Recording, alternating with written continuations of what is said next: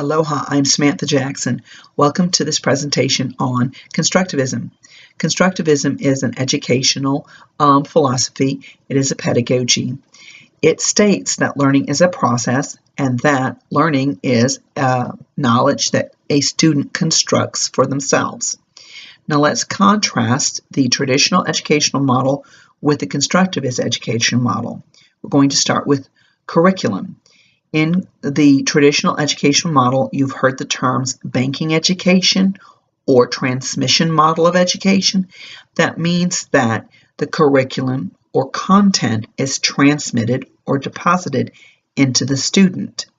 Whereas in the constructivist model, a student will experience or do the learning, but also the student choice is a major factor in the students.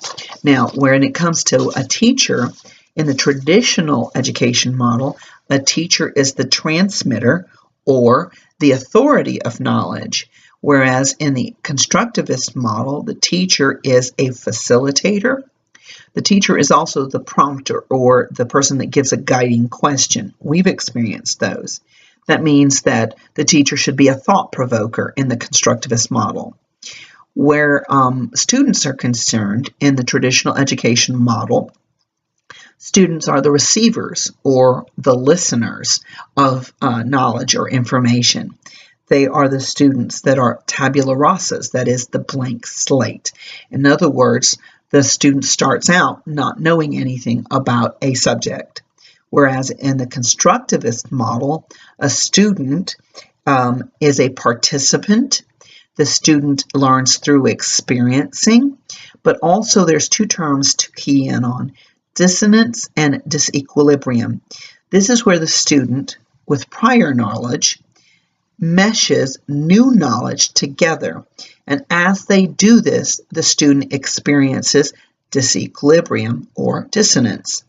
So when it comes to assessment in the traditional education model, we know about the standard, the classic multiple choice test. So the goal of the assessment in the traditional education model is to get a correct answer. Whereas in the constructivist model, the student is to demonstrate or to perform a skill because the emphasis is on the skills in the constructivist model.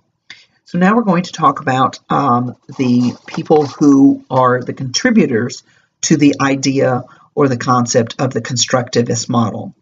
We have our three main contributors. They are all psychologists. We know of Piaget, who developed the child development phases that we're familiar with. Then we have Vygotsky, who is the one who developed the zone of proximal development, that is with scaffolding and the schema. Then, of course, we have Brunner. We may not know him very well, but he's the one who took psychology and broke it down into three main areas. Cognitive, that is to deal with the brain, the educational, and developmental. So all three of these areas deal with the child.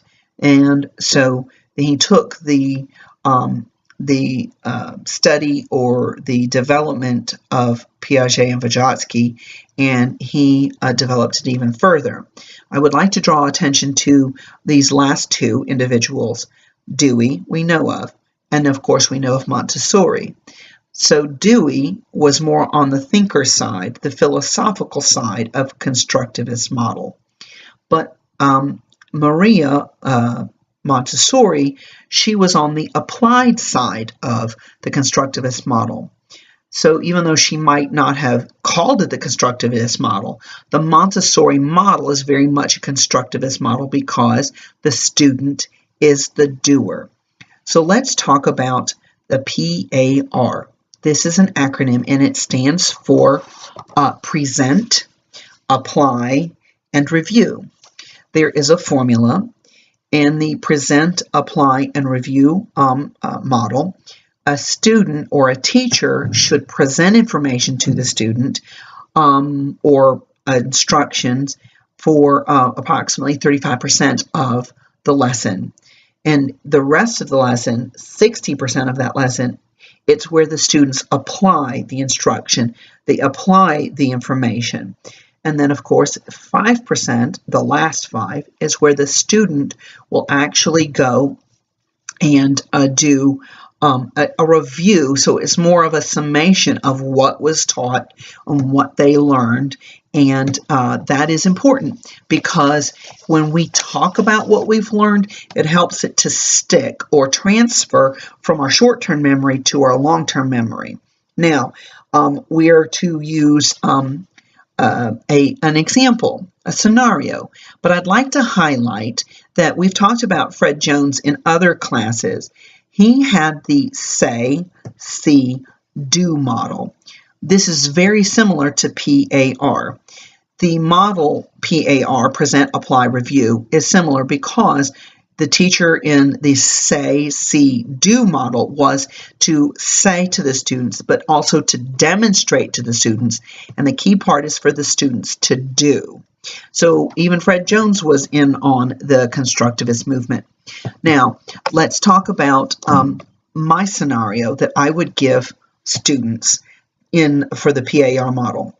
So I've thought how I want to incorporate art into my classroom. I think it's very important.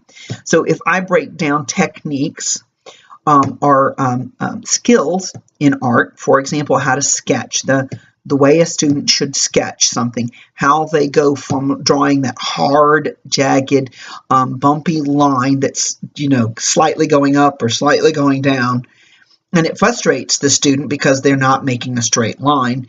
That was where I thought I could use this model, PAR, to present them with how to sketch, and then for students to apply it, to actually have them do the sketching, to have them sketch and try and make the short strokes to create a circle, the short strokes to make a line, and to show them how it actually works. But it's a technique. It's not a direction of creativity. It's not how you instruct or tell a student what to do. They do by practicing it, by doing it. Now, I also thought of geography. Give the student a map. Talk about a stream, why it's blue on a map, why there are lines on a map, what they mean, roads, but then do the applying part by having the students find things, have them tell you what they've found on the map, like the city, like a road, and the hilltops, places that are important that are marked on a map. So there are lots of ways that we can use the PAR, present, apply, and review model.